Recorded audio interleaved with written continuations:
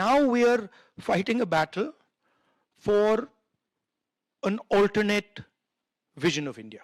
This is what the BJP is proposing, is essentially the elimination of the constitution, elimination of the idea of equality between states, elimination of the idea of equality between languages and religions, elimination of the idea of the central core of the constitution, which is that every individual should have the same value.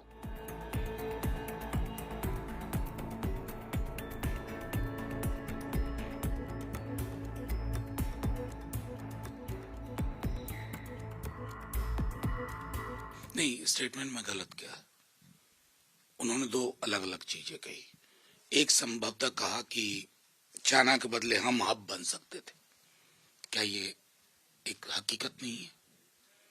Assembling का मतलब Covid के दौरान कई बार सरकार के स्तर पर भी चर्चा हुई थी कि वो स्पेस जो है वो इंडिया शुड फिल इन, कहाँ कमी रह गई। एक तो ये, फिर इंस्टीट्यूशंस के कैप्चर के। मैं एक छोटा उदाहरण देता हूँ, कल परसों आपके एजेंडे में भी था। 82-83% फंडिंग सिर्फ बीजेपी को होती है इस देश में। ये लेवल प्लेइंग फील्ड है।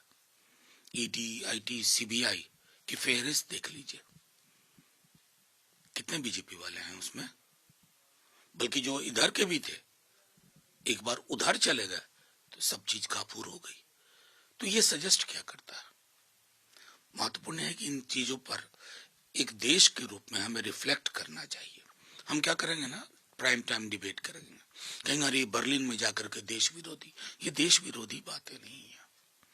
देश के लिए जिसको भी चिंता होगी ना, एक आम नागरिक, एक शिक्षक, एक रिक्शा पुला, उसको भी लग रहा है।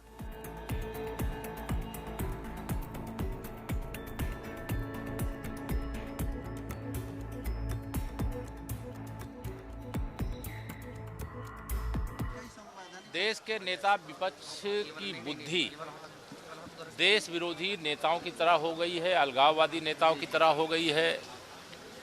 भारत की संवैधानिक संस्थाओं को विदेशी धरती से निशाना बनाना, सत्ता वियोग में विचलित हो जाने के कारण इस जन्म में अब प्रधानमंत्री की कुर्सी नसीब नहीं होगी, ऐसा मान करके हताशा और निराशा में दिया गया श्री राहुल गांधी जी का जो जर्मनी की धरती से बयान है, उसकी कड़े शब्दों में निंदा करते हैं, तत्काल माफी मांगने की मांग करते हैं।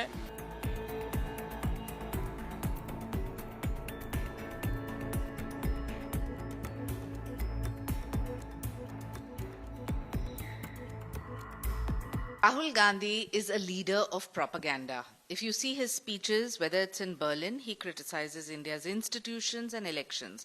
If you look at his track record, every time he criticizes agencies that are independent, like the CBI or the ED, then he talks about vote chori, then he talks about the constitution.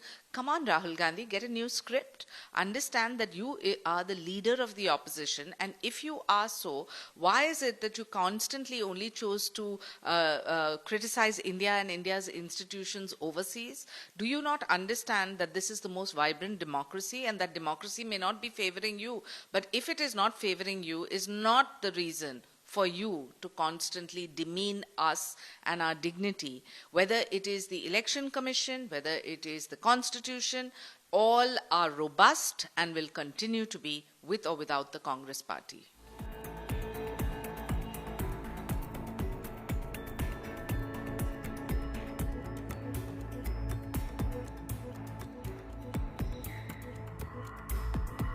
माननीय राहुल गांधी जी, कांग्रेस के इतिहास के आधार पर अगर आप बोलते तो बात कुछ समझ में आती।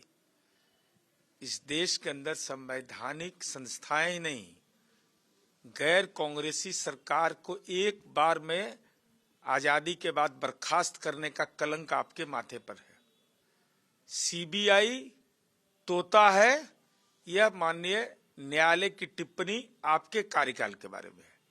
आपके कार्यकाल के बारे में है कि धारा 356 का राजनीतिक असहमति के बीच राज्य सरकारों को बर्खास्त करना, साथ ही साथ आपकी दिवंगत आपके परिवार के सदस्य श्रीमती इंदिरा जी ने लोकतंत्र का गला घोटा, जिसको माननीय न्यायालय ने देश में लोकतंत्र की आस्था पर मोहर लगाया और उनकी सदस्यता निरस्त हुई।